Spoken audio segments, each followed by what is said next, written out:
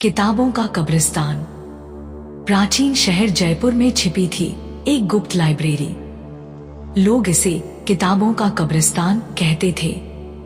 कहा जाता था कि इस लाइब्रेरी में हजारों साल पुरानी किताबें रखी हुई हैं, जिनमें जादू और शैतानी विद्या के रहस्य छुपे हुए हैं। मैं आदित्य एक पुरातत्वविद हूँ। किताबों के कब्रिस्तान का रहस्य मुझे बहुत लुभाता था। एक रात चोरी छिपे मैं लाइब्रेरी में घुस गया। अंदर का माहौल बेहद खामोश और दम घुंटू था।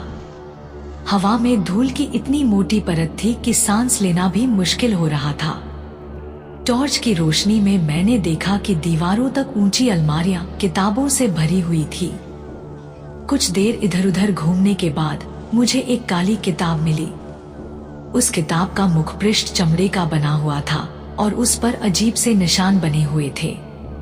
जिज्ञासा से मैंने किताब खोली। किताब के पन्ने पीले और भुरभुरे हो चुके थे। उन पर लिखे हुए अक्षर एक अज्ञात भाषा में थे। मैं कुछ समझ नहीं पा रहा था, मगर जैसे ही मैंने एक पन्ना पलटा, अचानक लाइब्रेरी की हवा में एक ठंडी सहरन दौड़ गई। किताबों के बीच से फुसफुसाहटें सुनाई देने लगी। वो फुसफुसाहटें अजीब सी भाषा में थी, मगर उनमें गुस्सा और नफरत साफ झलक रही थी। मैं डर के मारे जमीन पर बैठ गया। तभी किताबों के पीछे से काले कोहरे जैसा एक साया निकलने लगा। उस साये की आंखें जल रही थी, मानो वो आग का गोला हो। वह साया मेरी तरफ लपका। मैं चिल्लाते हुए किताब फेंक कर वहां से भाग निकला। पीछे मुड़कर देखने की हिम्मत न हुई। मैं जानता था कि किताबों के कब्रिस्तान से जिंदा निकल पाना मेरी किस्मत थी। आज भी नहीं भूलता वो रात। किताबों के कब्रिस्तान का रहस्य आज भी नहीं सुलझ पाया, लेकिन ये जरूर पता चल गया कि कभी कभी किताबें भी खतरनाक हो सकती हैं, खासकर वो किताबें जिनमें भूले हुए रहस्य छुपे हों। खामोशी की गूंज। पहाड़ों की तलहटी में बसा था एक सुनसान गांव सोनपुर। कुछ साल पहले तक ये गांव जिंदगी से भरपूर था, मगर अब सिर्फ खामोशी की गूंज ही सुनाई देती थी। गांव वालों का कहना था कि गांव पर कोई अभिशाप है। एक रात अचानक सब लोग गायब हो गए। मैं मीना एक पैरान एक्टिविटी रिसर्चर हूँ। सोनपुर का रहस्य मुझे बहुत लुभाता था। एक रात मैं इस सुनसान गांव में पहुंच गई। गांव का माहौल भयानक था। हवा में सिर्फ हवा सुसाने की आवाज आ रही थी। हर घर का दरवाजा खुला था, मानो लोग जल्दी में भाग निकले हों। गांव के बीचों बीच एक गहरा कुआं था। उस कुएं से एक अजीब सी ठंडी हवा आ रही थी। कुछ देर सोचने के बाद मैंने कुएं के पास जाकर टॉर्च जलाई। कुएं के अंदर काला अथाह अंधेरा था। अचानक कुएं के अंदर से एक फुसफुसाहट सुनाई दी, मीना। आवाज इतनी धीमी थी कि शायद हवा का ही कोई खेल हो, मगर मेरी रीढ़ की हड्डी में सहरन सी दौड़ गई। फिर से वही आवाज आई, इस बार थोड़ी जोर से, मीना यहाँ आओ। इस बार आवाज में उदासी थी, मानो कोई मुझे बुला रहा हो। कुछ देर के लिए मैं जमीन में जमी हुई सी खड़ी रही। फिर जिज्ञासा मुझ पर हावी हो गई।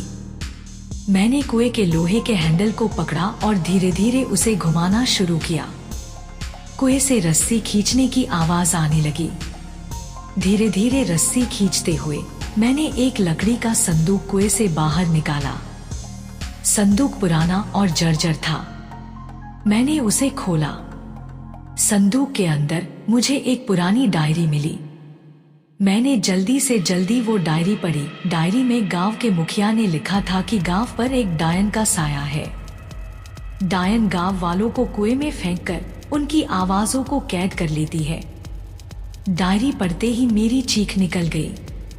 तभी कुएं के अंदर से एक जोर का ठहाका गूंजा, अब तुम भी मेरी कैदी हो। कुएं से एक काली छाया निकलने लगी। मैं डर के मारे वहां से भाग निकली। पीछे मुड़कर देखने की हिम्मत न हुई। सोनपुर का रहस्य आज भी नहीं सुलझ पाया। लेकिन ये जरूर पता चल गया कि खामोशी की भी एक गूंज होती है, और वो गूंज कितनी भयानक हो सकती है। जंगल का राक्षस। छत्तीसगढ़ के घने जंगलों में छिपा था एक प्राचीन मंदिर।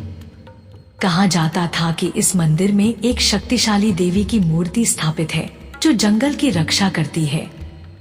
मगर कुछ लोग ये भी कहते थे कि रात के वक्त देवी राक्षस में बदल जाती है। मैं राहुल एक वन्यजीव फोटोग्राफर हूँ। ये मंदिर और उससे जुड़ी कहानियां मुझे बहुत लुभाती थी। मैंने जंगल के गहराइयों में जाने का फैसला किया, उस मंदिर को ढूंढने के लिए। कुछ दिनों की कठिन यात्रा के बाद मैं मंदिर तक पहुंच गया। मंदिर पुराना और जर्जर था, मानो जंगल खुद उसे निगलने की कोशिश कर रहा हो। मंदिर के अंदर घना अंधेरा था। मैंने टॉर्च चलाई और गर्भगृह की तरफ बढ़ा। गर्भगृह का दरवाजा खोलते ही मेरी सांसें थम गईं। मूर्ति तो वहां थी, मगर वो कोई देवी नहीं थी। वह एक भयानक राक्षस था जिसके शरीर पर काले बाल उगे हुए थे और आंखें खून की तरह लाल थी। राक्षस की मूर्ति इतनी जिंदा लग रही थी मानो वो अभी अभी उठकर मुझ पर हमला कर देगा। मैं डर के मारे पीछे हटने लगा। तभी जमीन कांपने लगी और एक भयानक गर्जना जंगल में गूंजी। बाहर निकलकर देखा तो सामने एक असली राक्षस खड़ा था। वह बिल्कुल वैसा ही था जैसा मैंने मूर्ति में देखा था। उसकी दहाड़ से जंगल कांप उठा। मैं जानता था कि भागने का कोई फायदा नहीं है। राक्षस मेरी तरफ लपका। मैंने कैमरा उठाया और उसकी तस्वीर ले ली। फ्लैश की रोशनी से चौंक कर राक्षस एक पल के लिए रुका। उसी मौके का फायदा उठाते हुए मैं जंगल की गहराइयों में भाग गया। राक्षस मेरे पीछे दौड़ा, मगर जंगल की उलझन में वो मुझे ढूंढ नहीं पाया। खौफते हुए मैं एक पेड़ पर चढ़ गया और रात भर वहीं बैठा रहा। सुबह होते ही मैं जंगल से बाहर निकल आया। मैंने कभी उस मंदिर में वापसी नहीं की, लेकिन जंगल का राक्षस वो हमेशा मेरी यादों में बना रहेगा। खामोश गलियां। वाराणसी की संकरी गलियों का अपना ही एक अलग नशा है, मगर रात के वक्त ये गलियां एक भयानक रूप धारण कर लेती हैं। खासकर पुरानी काशीपुरी की गलियां, जिन्हें खामोश गलियां के नाम से जाना जाता है। इन गलियों के बारे में कहा जाता है कि यहाँ रात के वक्त अजीब हरकतें होती हैं, परछाइयां नाचती हैं, हवा में चीखें गूंजती हैं और एक अजीब सी खामोशी जो रूह को कपा देती है। मैं आर्यन एक इतिहास का छात्र हूँ। मुझे पुराने शहरों के रहस्यों को खोजना पसंद है। खामोश गलियों का रहस्य मुझे खींच रहा था। एक अमावस्या की रात सिर्फ अपने टॉर्च और जिज्ञासा के सहारे मैं इन गलियों में दाखिल हो गया। रात का सन्नाटा इतना गहरा था कि मेरी सांसें भी डरावनी लग रही थी। इर्द गिर्द सिर्फ जर्जर मकानों के काले साए थे। हर कोने पर मुझे कोई न कोई आकृति नजर आ रही थी जो पल भर में गायब हो जाती थी।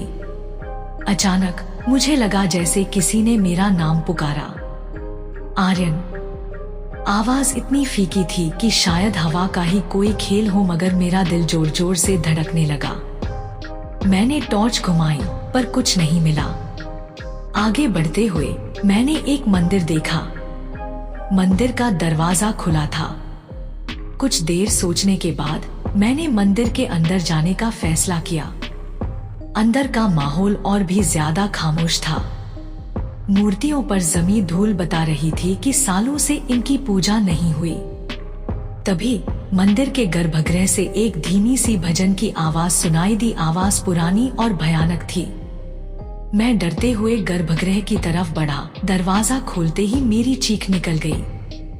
गर्भगृह के बीच में एक बूढ़ा साधु बैठा हुआ था। उसके शरीर पर सिर्फ कफन लपेटा हुआ था और वो भजन गा रहा था, मगर उसकी आवाज नहीं निकल रही थी, बस उसके होंठ हिल रहे थे। मैं डर के मारे पीछे हटने लगा। तभी साधु ने मेरी तरफ देखा। उसकी आंखें सफेद थी, मानो वो मरे हुए आदमी की आंखें हों। वह धीरे धीरे उठा और मेरी तरफ बढ़ने लगा। मैं चिल्लाया और बाहर भागा। खामोश गलियों से भागता रहा, मानो मेरी जान उस साधु से ही निकल पाएगी। आज भी नहीं भूलता वो रात। खामोश गलियों का रहस्य आज भी नहीं सुलझ पाया, लेकिन ये जरूर पता चल गया कि कभी कभी खामोशी ही सबसे बड़ा भय होता है। खामोशी का तांडव। राजस्थान के एक सूखे और सुनसान इलाके में स्थित था रतनगढ़ स्टेशन। ये स्टेशन सालों पहले बंद हो चुका था, अब बस अतीत की कहानियों का गवाह बनकर रह गया था। स्थानीय लोग कहते थे कि रात के वक्त इस स्टेशन पर अजीब हरकतें होती हैं। चीखें सुनाई देती हैं, परछाइयां नाचती हैं और एक भयानक सन्नाटा जो किसी की रूह को कपा देता है। मैं वीर एक फोटोग्राफर हूँ, अक्सर अनोखी जगहों की तस्वीरें लेता हूँ। रतनगढ़ स्टेशन के बारे में सुनकर मेरा रोमांच चरम पर पहुँच गया। एक अंधेरी रात सिर्फ अपने कैमरे और हिम्मत के सहारे मैं स्टेशन पहुंच गया। स्टेशन खामोशी के कफन में लिपटा हुआ था।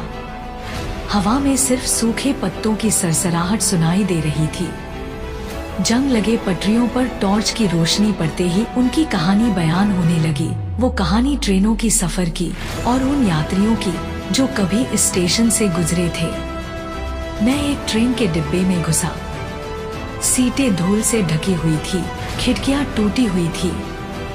अचानक मुझे लगा जैसे किसी ने मेरा नाम पुकारा, वीर।